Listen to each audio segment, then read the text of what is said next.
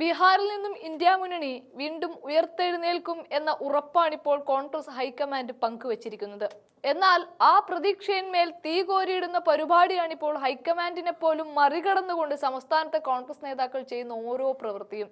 എന്നാൽ അതേസമയം ഇവിടെ സ്കോർ ചെയ്യുന്നതോ നിതീഷ് കുമാറാണ്.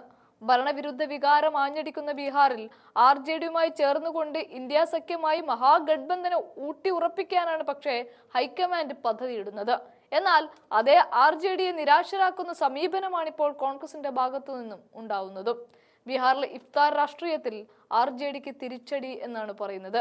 RJD മുതിർന്ന നേതാവ് അബ്ദുൾ ബാരി സിദ്ദീഖിയുടെ ഇഫ്താർ വിരുന്നിൽ സഖ്യകക്ഷികളായ കോൺഗ്രസിന്റെയും വികാസ്ശീൽ ഇൻസാർ പാർട്ടിയുടെ അഥവാ VIP-യുടെ നേതാക്കളും വിട്ടുനിന്നു എന്ന്. അതേസമയം മുഖ്യമന്ത്രി നിതീഷ് കുമാറിന്റെ ഇഫ്താർ വിരുന്നിൽ NDA ഘടകകക്ഷി നേതാക്കളുടെ എല്ലാം പങ്കാളിത്തത്താൽ വൻ വിജയവുമായി. ഇത് തീർത്തും കോൺഗ്രസിന് ശുഭകരമായ കാര്യമല്ല.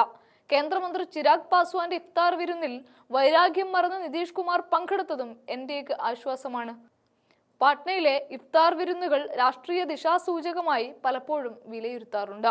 മുൻപ് നിതീഷ് കുമാർ NDA വിട്ട് മഹാസഖ്യത്തിൽ ചേരുന്നതിന് തൊട്ടു മുൻപ് RJD അധ്യക്ഷൻ ലാലു പ്രസാദ് യാദവിന്റെ ഇഫ്താറിൽ പങ്കെടുത്ത് BJPയെ ഞെട്ടിച്ചിരുന്നു. RJDയുടെ ഇഫ്താർ വിരുന്നിൽ നിന്നും കോൺഗ്രസ് വിട്ടുനിന്നത് ഇന്ത്യ സഖ്യത്തിന്റെ നിയമസഭാ സീറ്റ് വിഭജനത്തിലെ ആഭ്യന്തര സംഘർഷത്തിന്റെ സൂചനയായിട്ടാണ് വിലയിരുത്തുന്നത്. അതായത് തെരഞ്ഞെടുപ്പിന് ഏതാനും മാസങ്ങൾ മാത്രം ബാക്കി നിൽക്കുമ്പോൾ ഇത്തരത്തിലൊരു പ്രവൃത്തി കോൺഗ്രസ് നേതാക്കളുടെ ഭാഗത്തു നിന്നുണ്ടാവുന്നതോടെ എതിരാളികൾക്ക് അതൊരു തുറുപ്പുചീട്ടാണ്. അങ്ങനെ എത്ര പാലങ്ങൾ തകർന്നാലും വീണ്ടും നിതീഷിനെ തന്നെ ഇക്കൂട്ടർ അധികാരത്തിൽ കയറ്റുന്ന കലാപരിപാടികളാണ് ഇപ്പോൾ ബീഹാറിൽ നടക്കുന്നത്.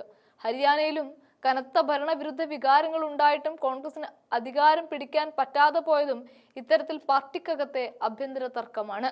ഒരു പരിധിവരെ അത് പിടിച്ചുകെട്ടാൻ രാഹുലിനെ കൊണ്ടാവുമ്പോഴും നേതാക്കളുടെ അധികാരമോഹം അതാണിപ്പോൾ കോൺഗ്രസിനെ വീണ്ടും വലയ്ക്കുന്നത്.